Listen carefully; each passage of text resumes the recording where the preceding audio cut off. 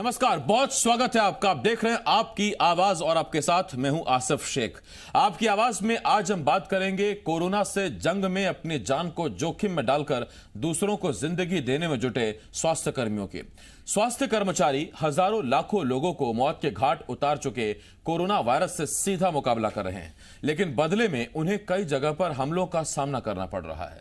लेकिन अब कोरोना योद्धाओं पर हमले कर देश में जारी निर्णायक लड़ाई को कमजोर करने वालों की खैर नहीं, क्योंकि मोदी सरकार ने महामारी कानून 1897 में बदलाव के लिए स्वास्थ्य कर्मियों को सुरक्षा कवच दे दिया है। लेकिन सवाल यह उठता है कि आखिर ऐसी नौबत क्यों आई कि सरकार को यह अध्यादेश लाने की जरूरत पड़ी?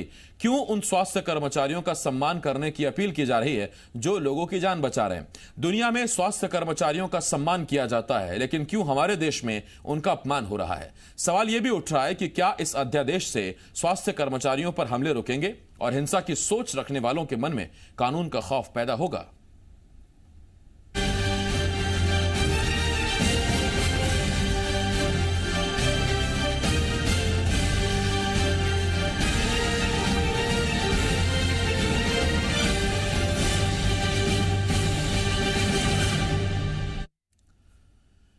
कोरोना के महासंकट के बीच स्वास्थ्य कर्मियों पर लगातार हो रहे हमले पर अब मोदी सरकार ने कड़ा फैसला किया है। प्रधानमंत्री मोदी की अगुवाई में हुई कैबिनेट की बैठक में महामारी कानून में संशोधन के अध्यादेश को मंजूरी दे दी गई, जिसके बाद अब स्वास्थ्य कर्मियों पर हमला गैर जमानती अपराध की श्रेणी में आएगा और आरोपियों के खिलाफ कड़ा एक्शन लिया जाएगा।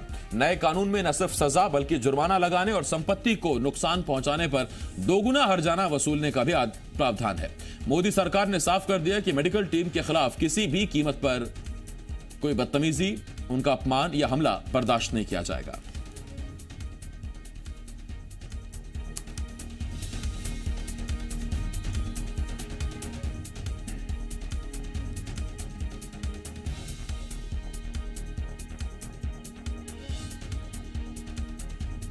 एक 123 साल पहले वाला कानून है। उस कानून के तहत उसमें बदलाव करके यह अध्यादेश लागू करने का निर्णय आज मंत्रिमंडल ने किया है। अब यह होगा कि इस तरह का अपराध यह कॉग्निजेबल भी होगा और नॉन बेलेबल होगा। यह संज्ञान भी लिया जाएगा, संज्ञान योग्य भी होगा और जमानत न मिलने वाला होगा। 30 दिन में इसकी इन्वेस्टिगेशन पूरी होगी। सीनियर इंस्पेक्टर के लेवल पे ही इन्वेस्टिगेशन होगी और 1 साल में फैसला आएगा। कड़ी सजा का प्रावधान किया है। 3 महीने से 5 साल सजा हो सकती है अगर इन पर हमले हुए या कोई नुकसान किया, और 50,000 से 2 लाख रुपए तक का जुर्माना देना पड़ सकता है। 50,000 से 2 लाख रुपया केसेस के ग्रेविटी पर तय होता है। और अगर बहुत गंभीर हमला है, गंभीर इंजरी हुई है, तो 6 महीने से 7 साल तक सजा का प्रोविजन है। 6 मंथ टू 7 ईयर्स। और ऐसे केसेस में जो जुर्माना है वो 1 लाख से 5 लाख तक है।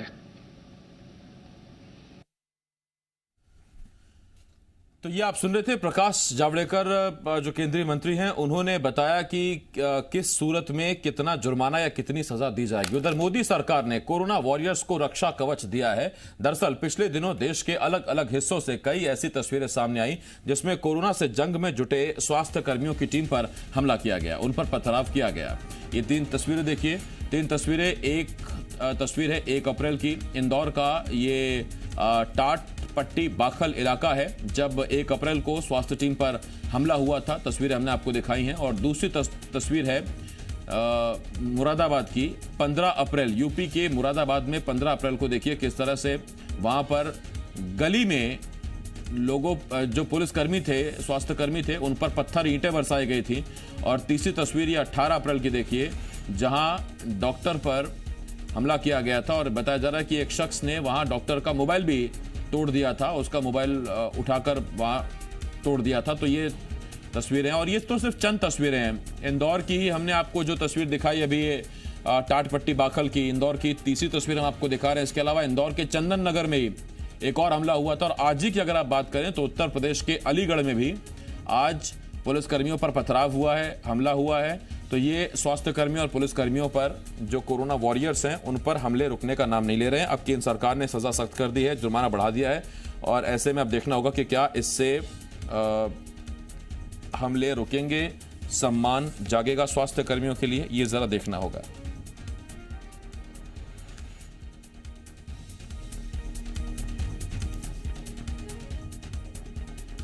तो जब स्वास्थ्य कर्मियों पर हमले हुए तब की 3 तस्वीरें हम आपको दिखा रहे हैं। 2 तो मध्य प्रदेश की हैं, 1 अप्रैल की तारीख है, टाटपट्टी बाखल इलाका है और स्वास्थ्य कर्मियों पर हमला हुआ था। इस तस्वीर के पीछे की आपको खबर बताते हैं, उस दिन क्या हुआ था आपको याद होगा और अगर याद नहीं है तो हम आपको याद दिलाते हैं।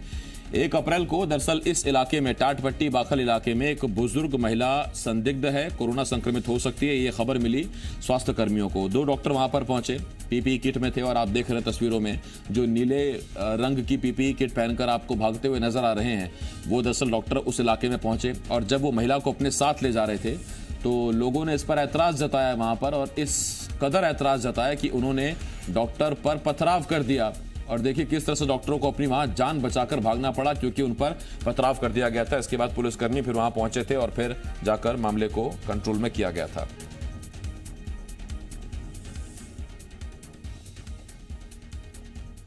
और इस वक्त 2 खास मेहमान हमारे साथ जुड़ रहे हैं। हमारे साथ मध्य प्रदेश आईएमए एसोसिएशन के पूर्व अध्यक्ष डॉक्टर संजय गुप्ता जी, इसके साथ साथ बीजेपी की तरफ से नेता डॉक्टर हितेश वाजपेयी जी हमारे साथ जुड़ रहे हैं और उधर छत्तीसगढ़ से छत्तीसगढ़ आईएमए के अध्यक्ष यानी कि इंडियन मेडिकल एसोसिएशन के अध्यक्ष डॉक्टर अनिल जैन हमें ज्वाइन कर रहे हैं और छत्तीसगढ़ कांग्रेस चिकित्सा प्रकोष्ठ के अध्यक्ष डॉक्टर राकेश गुप्ता जी भी हमें ज्वाइन कर रहे हैं। मैं आप चारों मेहमानों का बहुत बहुत स्वागत करता हूं। लेकिन सबसे पहले हम आपको एक ट्वीट दिखाते हैं और इस ट्वीट पे हम आपको बताते हैं कि किस तरह से पीएम मोदी ने आज इस कानून के बाद लिखा है। संशोधन का यह प्रस्ताव कोरोना के खिलाफ बहादुरी से जंग लड़ रहे डॉक्टर्स और हेल्थ वर्कर्स की सुरक्षा के लिए हमारी प्रतिबद्धता को जाहिर करता है। अध्यादेश स्वास्थ्य कर्मचारियों की सुरक्षा सुनिश्चित करेगा। स्वास्थ्य कर्मियों की सुरक्षा से कोई समझौता नहीं किया जाएगा। ये पीएम मोदी ने कुछ देर पहले ट्वीट किया। प्रकाश जावड़ेकर ने जब प्रेस कॉन्फ्रेंस की और मीडिया को बताया कि क्या जो पेंडेमिक एक्ट है, एपिडेमिक एक्ट जिसे आप कहिए, उसमें जो संशोधन अभी किया गया है और 1 शताब्दी बाद जाकर उसमें कई संशोधन हुए और अब जाकर जो उसमें बड़ा संशोधन किया गया, तो क्या वो डॉक्टर्स को वो सुरक्षा जो चाहते हैं डॉक्टर्स अपने लिए, स्वास्थ्यकर्मी जो सुरक्षा चाहते हैं, अब वो हासिल होगी? ये बहुत बड़ा सवाल है।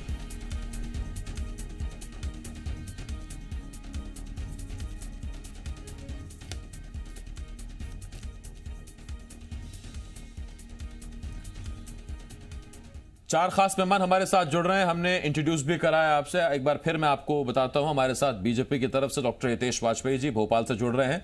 इसके साथ साथ हमारे साथ एमपी आईएमए के पूर्व अध्यक्ष डॉक्टर संजय गुप्ता जी हैं।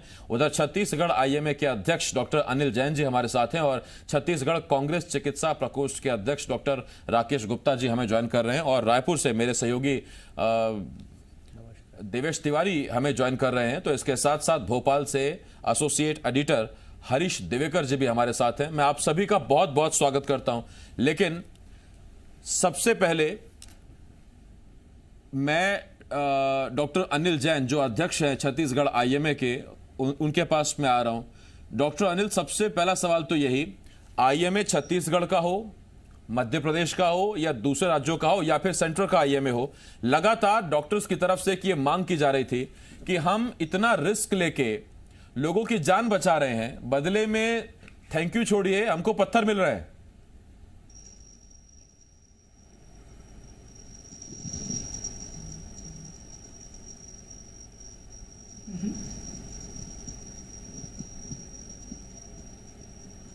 डॉक्टर अनिल, क्या सुन पा रहे हैं आप मुझे? आया था, कट गया बीच में। जी हाँ, जी हाँ, बोलिए सर।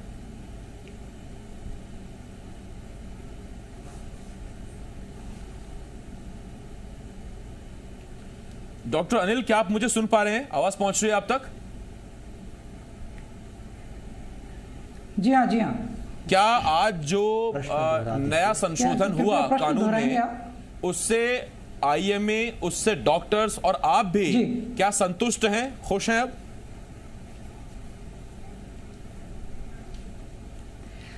देखिए, आज जो कानून लाया गया है, इससे संतुष्टि की जहां तक बात है, हम पार्सली संतुष्ट हैं, आप ये कह सकते हैं जी। देखिए, इस तरीका का जो कानून है जो आज लाया गया है, इसकी जरूरत पहले भी है। ये जो कानून है एपिडेमिक एक्ट के तहत लाया गया है। एपिडेमिक जब खत्म हो जाएगा उसके बाद भी इस तरह के कानून की जरूरत है। ऐसा है कि जो डॉक्टर्स आज कोरोना का इलाज कर रहे हैं वो बाद में भी इस तरीके की बीमारियों का इलाज करते रहेंगे और उन्हें इस तरीके की परिस्थितियों का सामना बाद में भी करते रहना पड़ेगा। तो इस तरीके के कानून की जरूरत बाद में भी रहेगी और इसको लाना चाहिए। कुछ राज्यों में इस तरीके का कानून पहले से ही है, जैसे कि छत्तीसगढ़ में भी एक डॉक्टर प्रोटेक्शन एक्ट है जो कि नॉन बेलेबल है। उसमें भी 3 साल की सजा का प्रावधान है, 50,000 रुपए का जुर्माना का प्रावधान है। तो बात सिर्फ एक्ट को लाने की नहीं होती, इसके इम्प्लीमेंटेशन करना भी जरूरी होता है।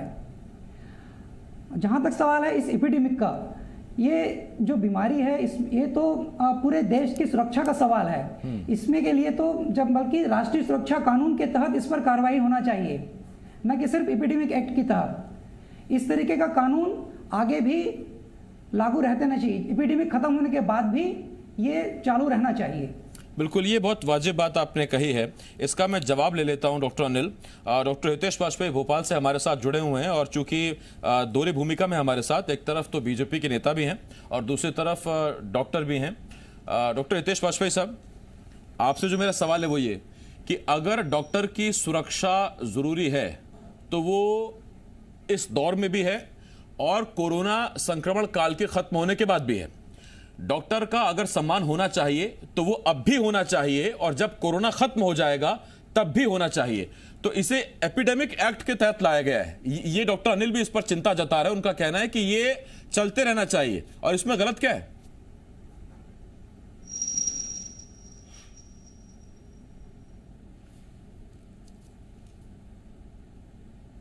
किसी से हिंसा नहीं कर सकता, आप भी बहुत अच्छे से जानते हैं।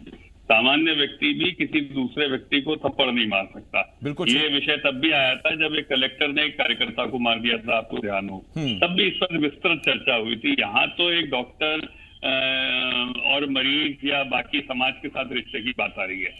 फिर आप इसकी साइकोलॉजी समझिए। ये जो अपराध है ये सामाजिक अपराध है, यानी कि भाई जो आपके साथ हिंसा कर रहा है उसका कोई आपसे निजी बैर नहीं है। तो हमारे यहाँ एक बहुत पुरानी से है जो हमको कही जाती है कि सिस्टम जो है वो ऊपर से सुधरता है और समाज नीचे से सुधरता है। नीचे से सुधरता है यानी कि समाज को आप जागृति से और सामाजिक नेतृत्व से सुधार सकते हैं। और सिस्टमिक जो लेक्चरीज होती हैं, जिसको प्रशासनिक भ्रष्टाचार कह ले, कदाचरण कह ले, या उसके लिए आपको नियम कायदे उसमें मदद करते हैं। इसीलिए आपने देखा होगा जो सामाजिक क्राइम्स होते हैं वो कानून बनाने के बाद भी उसमें आपको कोई बहुत परिवर्तन नहीं दिखता जब तक समाज जागृत नहीं होता है।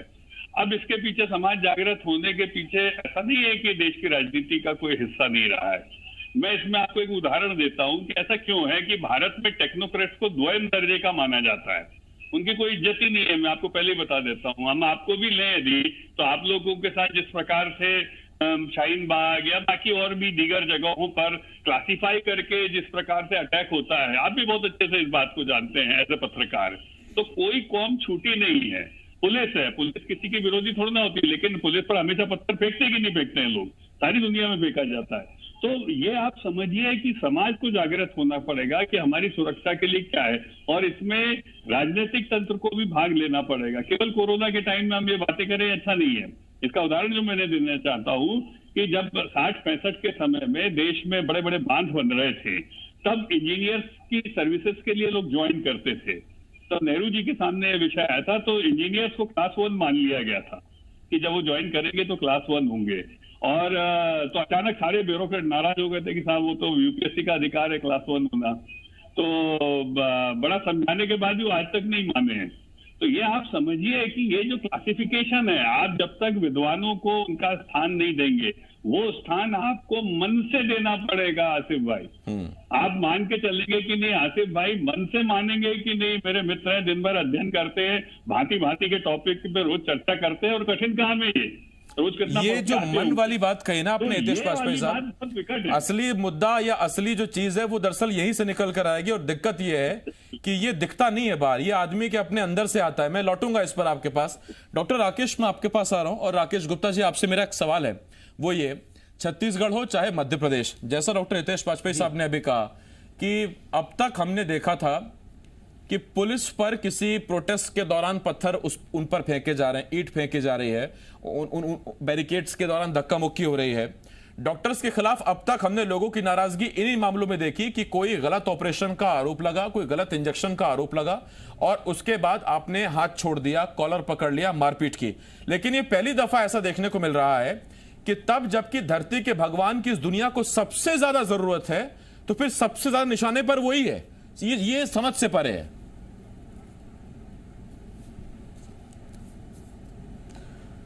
देखिए आसिफ भाई, सबसे दुखद बात यह है कि भीड़ के हमले अभी समाज संज्ञान में ले रहा है। भीड़ के हमले नर्सिंग होम्स और दूसरे अस्पतालों में पहले भी होते रहे हैं। अभी सबसे ज़्यादा देश को डॉक्टरों की ज़रूरत है और चिकित्सा कर्मियों के समर्पण भाव की ज़रूरत है। हमने कोरोना संक्रमण काल में देखा कि न केवल भीड़ के हमले हुए, डॉक्टरों के ऊपर चिकित्सा कर्मियों को हिंसा का शिकार होना पड़ा।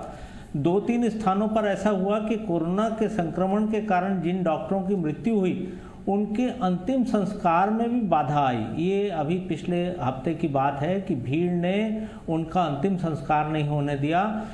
अकेला साथी जाकर डॉक्टर का अंतिम संस्कार करके गया। मुझे लगता है कि समाज की असहिष्णुता की पराकाष्ठा है। बहुत दुखद रहा।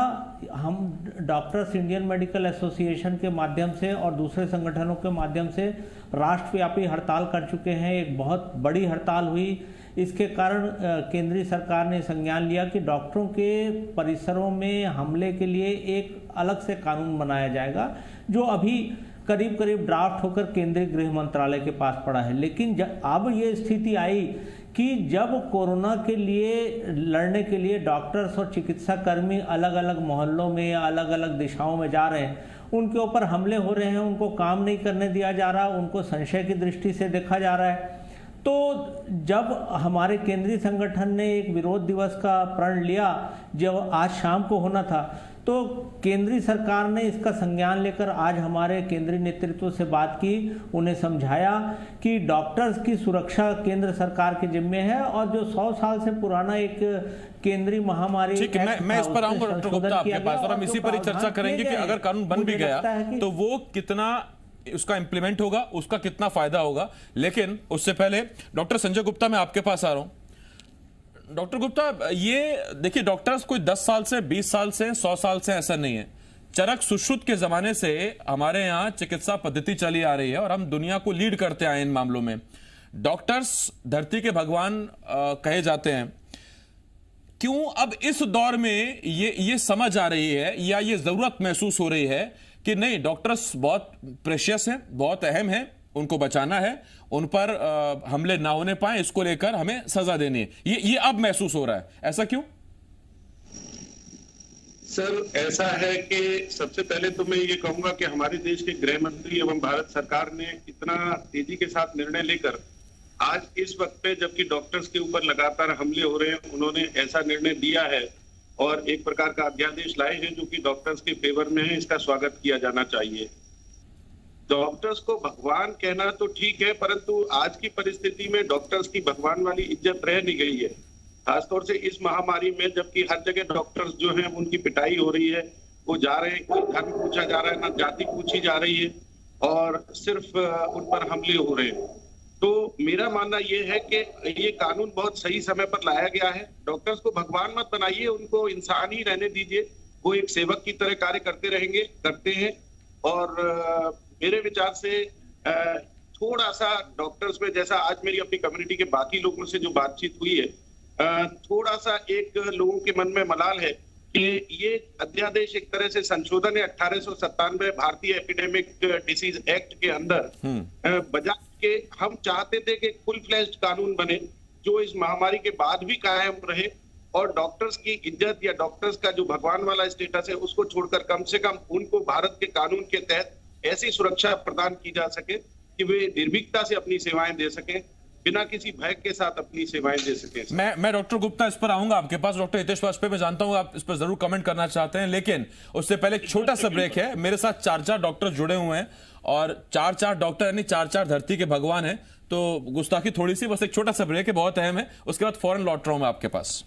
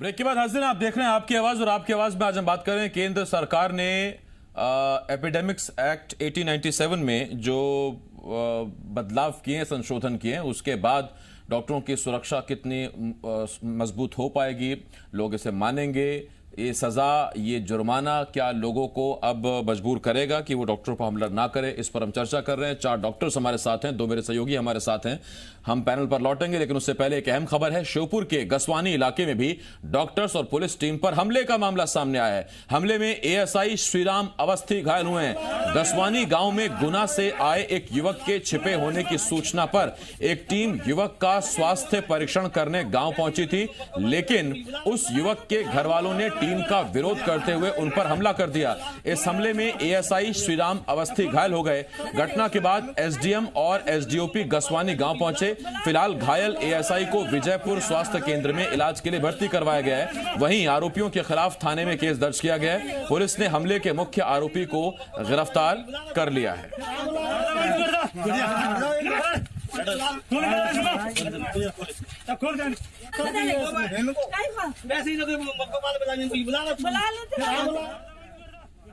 वो पत्थर फेंकने की भी घटना हुई। उस पत्थर से हमारे एएसआई को चोट आई सिर में, जिसका इलाज कर लिया गया है और कोई खतरे वाली बात नहीं है। जो मुख्य आरोपी हैं उनको गिरफ्तार कर लिया गया है और उनके विरुद्ध जो रिलेवेंट सेक्शन है उसमें एफआईआर दर्ज की गई है। इसके साथ ही साथ जो मुख्य आरोपी हैं उनके विरुद्ध एनएसएस की भी कार्रवाई की जाएगी। तो देखिए, जब हम इस पर डिबेट कर रहे हैं, बहस कर रहे हैं कि डॉक्टर्स का सम्मान क्यों नहीं करना चाहिए, कोई एक वजह बताइए कि डॉक्टर्स का सम्मान क्यों नहीं करना चाहिए। ऐसे में श्योपुर से एक खबर हम आपको बताते हैं, जहां एक व्यक्ति जो गुना से आया और इस बारे में पुलिस को जानकारी मिली। हो सकता है कि पुलिस उसे या तो होम क्वारंटीन करने गई हो, या हो सकता है कि सैंपल लेने गई हो, लेकिन इसमें क्या दिक्कत थी या क्या गलत था। नतीजा यह हुआ कि जैसे ही पता लगा घर के लड़के को पुलिस ले जाएगी, घर वाले लोगों ने स्वास्थ्य कर्मियों पर हमला कर दिया और पुलिस पर हमला कर दिया। 4 मेहमान हमारे साथ लगातार जुड़े हुए हैं। एक बार फिर मैं आपको उनसे मिलाता हूं, मुलाकात कराता हूं। हमारे साथ डॉक्टर हितेश वाजपेयी साहब, बीजेपी के नेता भी हैं, डॉक्टर भी हैं, हमारे साथ भोपाल से जुड़े हैं। डॉक्टर संजय गुप्ता, पूर्व अध्यक्ष है एमपीआईएमए के। इसके साथ डॉक्टर अनिल जैन साहब, अध्यक्ष छत्तीसगढ़ आईएमए के और छत्तीसगढ़ कांग्रेस चिकित्सा प्रकोष्ठ के अध्यक्ष डॉक्टर राकेश गुप्ता हमारे साथ जुड़े हुए हैं। हरीश दिवेकर मेरे सहयोगी भोपाल से और देवेश मेरे सहयोगी रायपुर से हमारे साथ जुड़े हुए हैं। हरीश, ये जो श्योपुर से अभी तस्वीर हम देख रहे हैं और जिस दौर में हम ये चर्चा कर रहे हैं, ये बताता है कि लाख कोशिश कर लीजिए आप लोगों को ये बताने की कि ये कोई दिखने वाला दुश्मन नहीं है, ये एक वायरस है। वायरस डॉक्टर ही ठीक करेगा। आप सैंपल देंगे तो ही पता लगेगा, रिपोर्ट आएगी तो ही पता लगेगा कि आप बीमार हैं नहीं हैं। उसके बावजूद लोग अब नहीं समझ रहे हैं, नहीं समझ पा रहे वो लोग। उनको तो बस ये लग रहा है कि अगर पुलिस आई है, स्वास्थ्य कर्मी आया है, तो फिर हमारा घरवाला गया, ये जो लड़का है हमारा ये गया।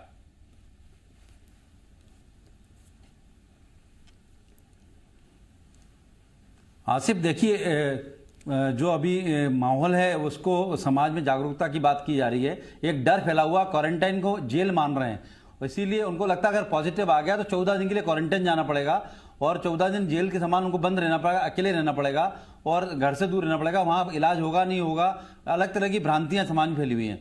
दूसरी बात करें इस कानून की, डॉक्टरों की रक्षा वाली, तो ये डॉक्टर के लिए नहीं, स्वास्थ्य कर्मियों के लिए बना हुआ है।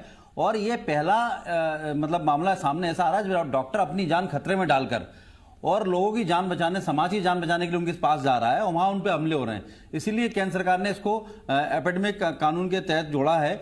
वैसे अगर जो डॉक्टर अशोक गुप्ता, राकेश गुप्ता जी बोल रहे थे कि आगे भी कानून बढ़ाना चाहिए, तो वहाँ तो स्थिति होती है कि डॉक्टर की गलतियां भी होती हैं।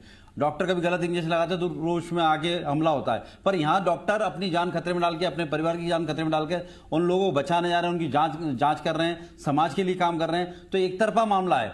तो केंद्र सरकार ने आईएमए का विरोध जो जिस तरह होने वाला था शाम को, इस देखते हुए, क्योंकि ये देवदूत की तरह काम कर रहे हैं और ऐसे में अगर डॉक्टर नाराज हो गए तो कोरोना महामारी में देवदूत नाराज होने से ये तो इसका विस्फोट हो सकता है कि 2 ही लोग कोरोना वॉरियर्स के रूप में सबसे ज्यादा काम मैदान में काम कर रहे हैं, डॉक्टर्स हैं, स्वास्थ्यकर्मी हैं और पुलिसकर्मी हैं। तो ऐसे में इनको नाराज करना ठीक नहीं है। तो इसके चलते केंद्र सरकार जो इतना पुराना कानून था जिसमें संशोधन करा, और ये बात सही है कि एपिडेमिक जब तक रहेगी, महामारी रहेगी, तब तक ही इस कानून का असर रहेगा, और रहना भी चाहिए, क्योंकि महामारी में डॉक्टर अपनी जान खतरे में डालकर और जान बचाने जा रहे हैं। डॉक्टर की कोई गलती नहीं, हरीश, उसमें एक चीज ये भी है कि पुलिस के पास समाज की तरफ एक से लाठी रहती है, जागरूकता के अभाव में लाठी का जोर इतना होता है, कहते हैं कि एक ऊपर वाली लाठी होती है और एक नीचे वाले की लाठी होती है, और नीचे वाली लाठी बहुत जोर से पड़ती है, लेकिन खैर डॉक्टर के पास ऐसी कोई व्यवस्था है नहीं, और वो बिना बात के आपको इंजेक्शन या कोई और चीज लगा नहीं सकते, इसलिए डॉक्टर्स को बहुत ज्यादा सुरक्षा की आवश्यकता है। मैं देवेश आपके पास आ रहा हूं, उसके बाद फिर मैं बाकी मेहमानों के पास आता हूं। देवेश, कल की एक तस्वीर बड़ी सुखद थी। तस्वीर अपने देश से नहीं थी, तस्वीर अमेरिका से थी, जहां के साउथ विंडसर हॉस्पिटल में एक डॉक्टर जो भारतीय मूल की हैं, मैसूर की रहने वाली हैं, उनका नाम है डॉक्टर उमा मधुसूदन। वो कोरोना का पेशेंट्स का इलाज कर रही हैं अमेरिका में। अब तक हजारों लोगों का इलाज वो कर चुकी हैं, बहुत सारे लोग उन्होंने ठीक कर दिए।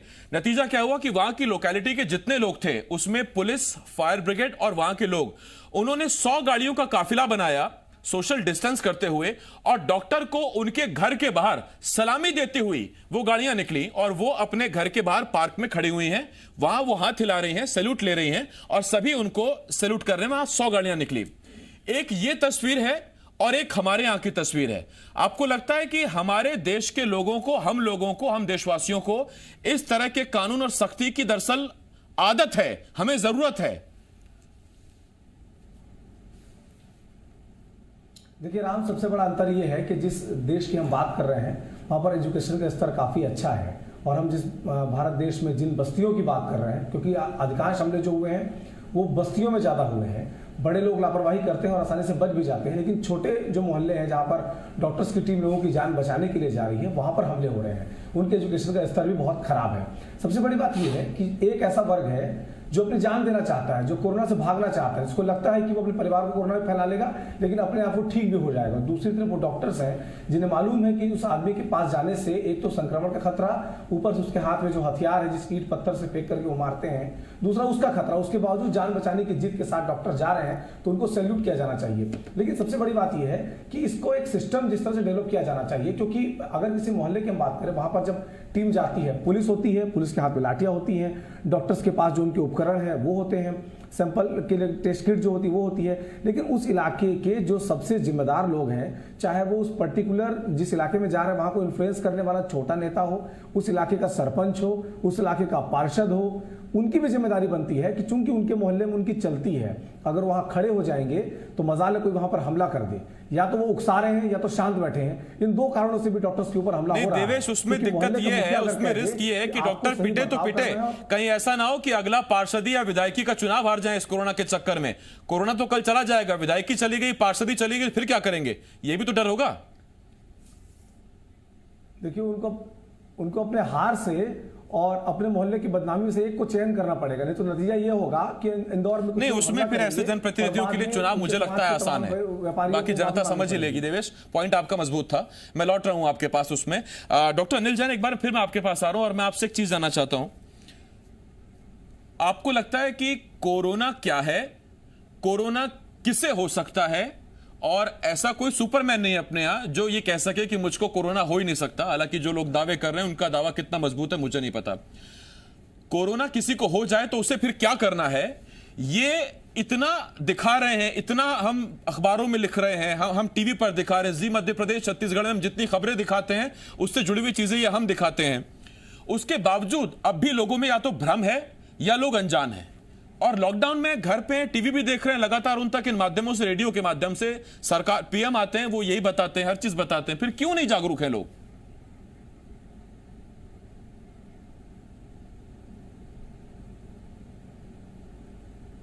डॉक्टर जैन, मेरा आपसे ही सवाल था।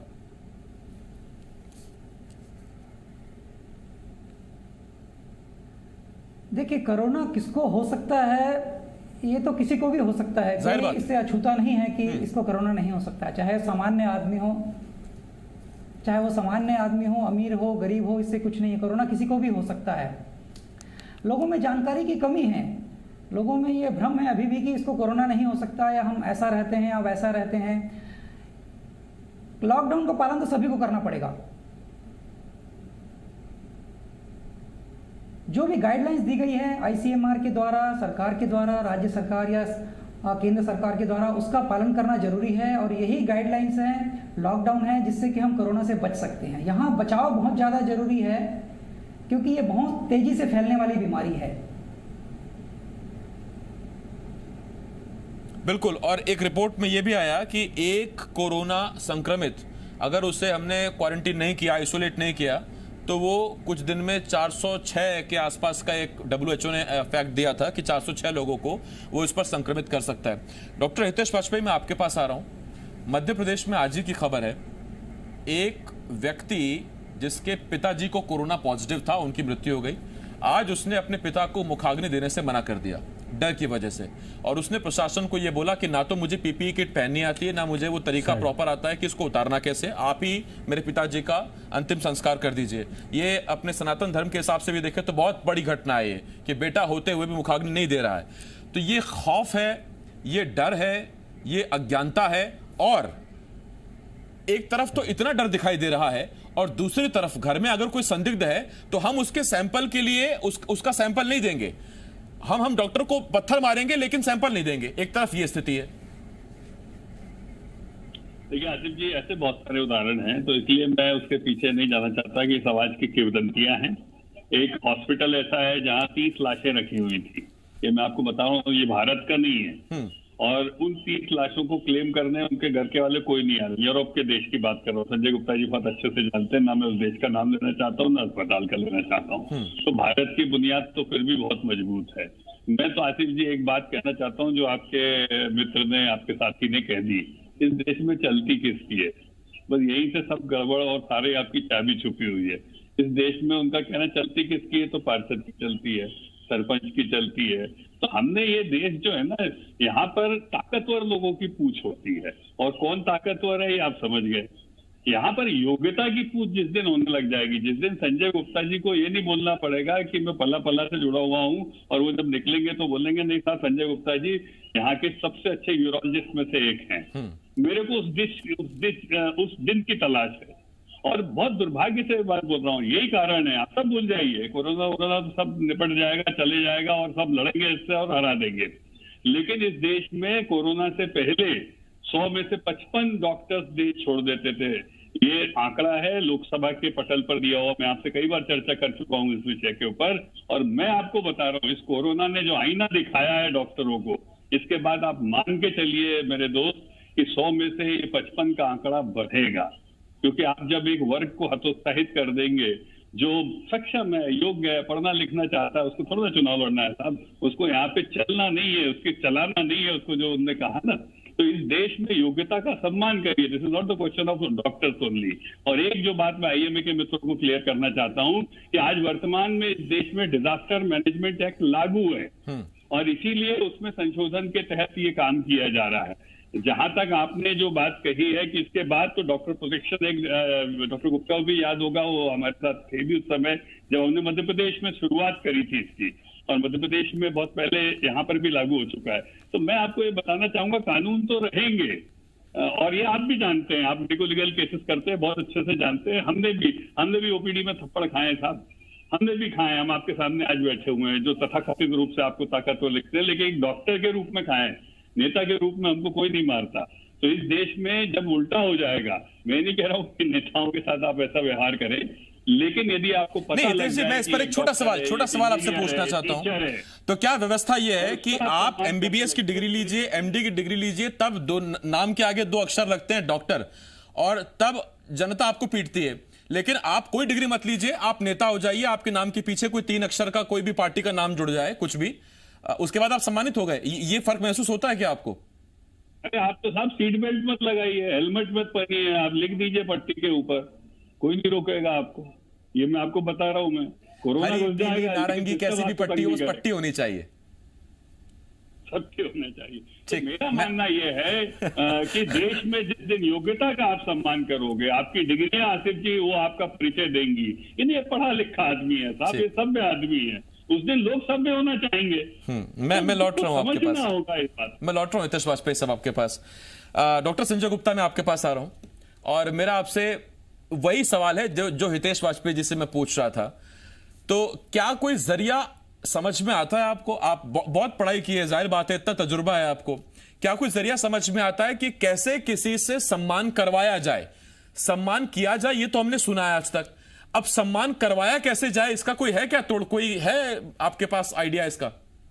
क्योंकि देखिए ये मन से चीजें आनी चाहिए और वो नहीं आ रही हैं, और लाठी शरीर पर पड़ सकती है, मन पर नहीं पड़ती। सर, ये आपका कहना बिल्कुल ठीक है कि सम्मान करवाया जा सकता है, परंतु सम्मान के पीछे एक विश्वास वाली परिकल्पना या विश्वास वाला आधार जो है वो जुड़ा हुआ है।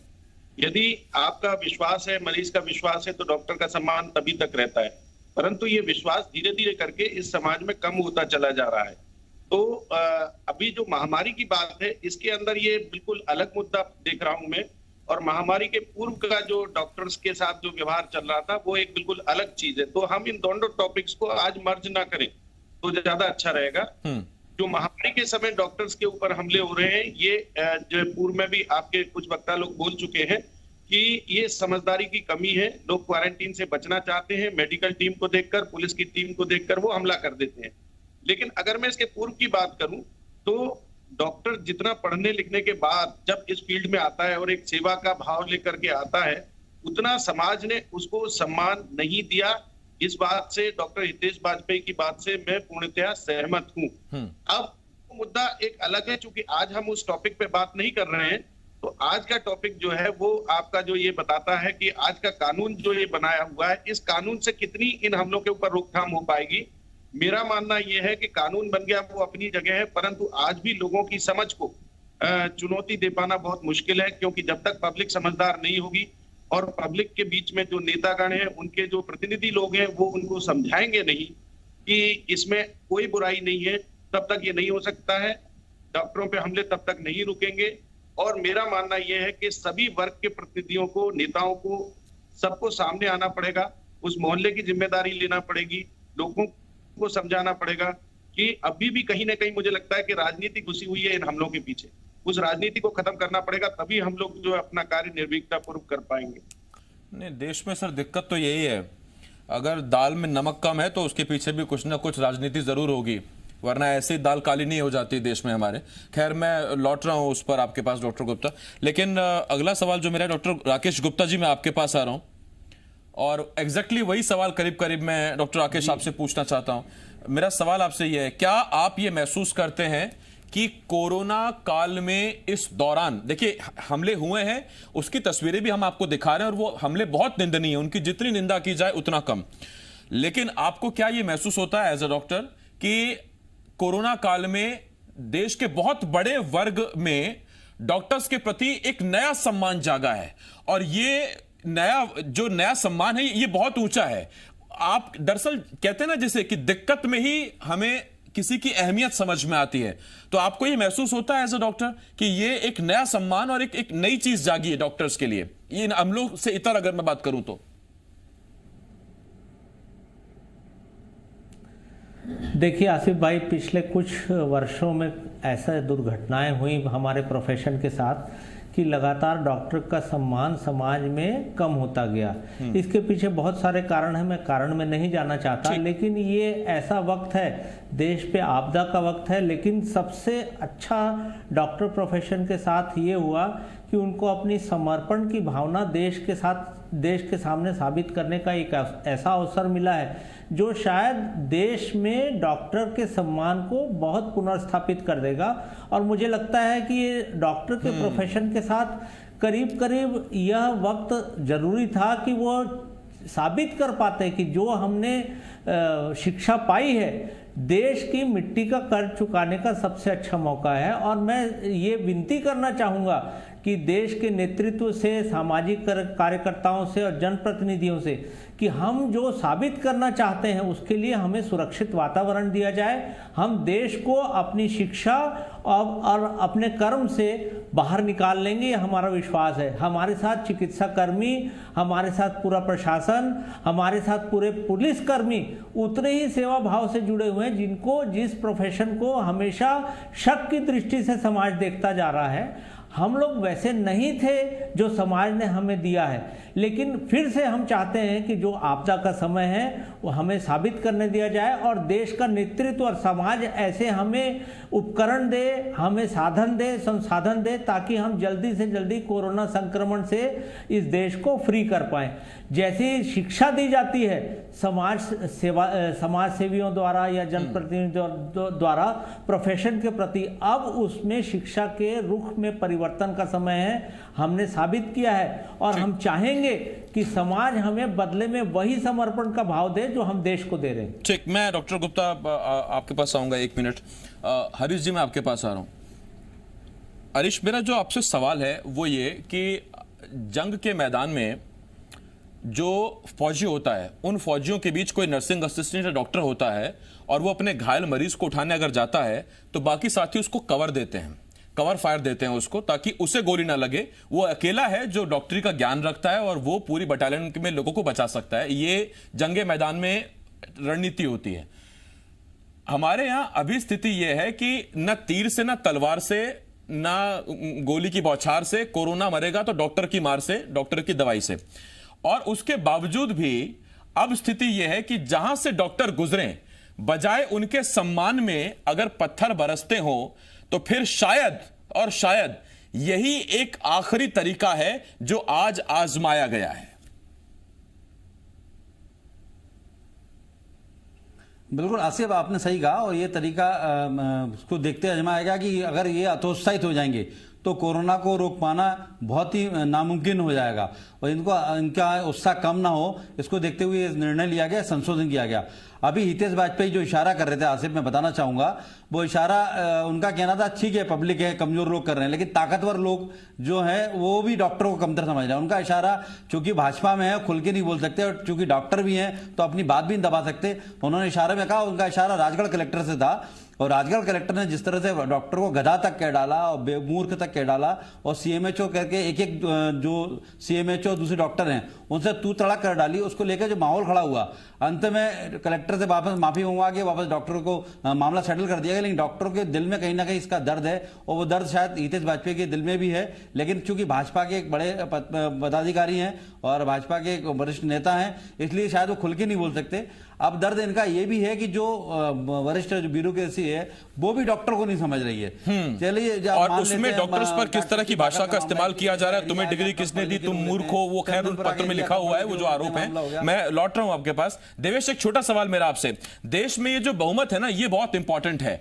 आपको लगता है कि नेता, जनप्रतिनिधि जिनके सहयोग की हम अपेक्षा कर रहे हैं, उनके सामने चुनौती ये है या वो ये देख रहे हैं कि बहुमत किस तरफ है? ऐसे लोगों की तरफ जो कोरोना को समझते हैं, उसके फैलने के तरीकों को समझते हैं, डॉक्टर के सम्मान को समझते हैं, या वो ऐसी गिनती देख रहे हैं जो इस वक्त डॉक्टरों को देख रहे हैं कि ये जल्लाद हैं, ये अगर ले जाएंगे तो बचे ना बचे पता नहीं, मर तो जरूर जाएंगे, वो उनके साथ हैं? राजनीति एक अलग ही दिशा में चल रही है आसिफ, आप भी देख रहे होंगे। एक वर्ग है राजनीति का जो सिस्टम पर सवाल खड़ा कर रहा है कि पहले ये क्यों नहीं हुआ, बाद में ये क्यों नहीं हुआ, अब क्या होने जा रहा है। और एक वर्ग ऐसा है जो अपनी कमियों को छिपाने के लिए विलन तलाश रहा है कि वो किसको विलन बता करके ये साबित कर पाए कि कोरोना को इन्होंने फैला दिया। तो दोनों तरह से राजनीति हो ही रही है देश में, दोनों राजनीतिक दल जो बड़े राजनीतिक दल वो कर ही रहे हैं। लेकिन सबसे अहम सवाल बाद में मैं बताना चाहता हूं, छत्तीसगढ़ में हम देख रहे हैं सरकारी मशीनरी पर लोगों का भरोसा बढ़ा है, लोग सरकारी अस्पतालों की ओर जा रहे हैं, क्योंकि हमने देखा है कि छत्तीसगढ़ में 36 मरीज सामने आते हैं और उनमें से केवल 10 मरीज भर्ती हैं, बाकी सारे मरीज उसी सरकारी सिस्टम से ठीक होकर घर जा चुके हैं। उनके घर से उनको क्वारंटीन करने वाला हो, उनके घर सैंपल कलेक्ट करने वाला हो, उस एम्बुलेंस को चला करके रायपुर तक आने वाला कर्मचारी हो, सारे शासकीय कर्मचारी हैं और उन पर लोगों का भरोसा मजबूत हुआ। अगर ये भरोसा बन रहा है और यूं बना रहे तो ज्यादा बेहतर है, क्योंकि इस वक्त स्वास्थ्य कर्मचारी हो या डॉक्टर्स हो, वो जनता की सेवा में लगे हैं, वो हम लोगों को ही। और ये देखिए, फिर से हम वही बताने बैठे कि कोरोना क्या है, कैसे होगा, आपको छींकना कैसे है, आपको खांसना कैसे, आपको हाथ कैसे धोना है, ये वो एपिसोड चला गया। थोड़ा सा हमें अपनी सोच मैच्योर करनी होगी। आपने बहुत पढ़ लिया, बहुत सुन लिया, लेकिन डॉक्टर्स का सम्मान करें, ये बताना पड़ेगा क्या? बच्चे थोड़ी हैं कोई कि डॉक्टर्स का सम्मान करें, पुलिस का सम्मान करें। आप समझिए ना, कुछ जो आपकी जान बचा रहा है आप उस पर पत्थर बरसा रहे हैं, ये बहुत गलत तरीका है। खैर, जो ऐसा करेंगे उनके लिए फिर कानून आ ही गया है। बहुत शुक्रिया, 4 डॉक्टर्स हमारे साथ थे। आप 4 डॉक्टर्स का बहुत सम्मान करता हूं, शुक्रिया करता हूं। इसके साथ साथ देवेश, हरीश, आपका शुक्रिया। उधर मध्य प्रदेश के गृह और स्वास्थ्य मंत्री डॉक्टर नरोत्तम मिश्रा ने श्योपुर में हुई घटना में घायल हुए डॉक्टर पवन कुमार उपाध्याय और एएसआई श्रीराम अवस्थी से फोन पर बात की है। नरोत्तम मिश्रा ने कहा कि आप हमारे कोरोना वॉरियर्स हैं, सरकार आपके साथ है, आपको अपना मनोबल ऊंचा रखना है। आप जैसे वीरों की मदद से ही हम कोरोना महामारी का अंत करेंगे, पूरी सरकार आपके साथ है, ये डॉक्टर नरोत्तम मिश्रा ने कहा है।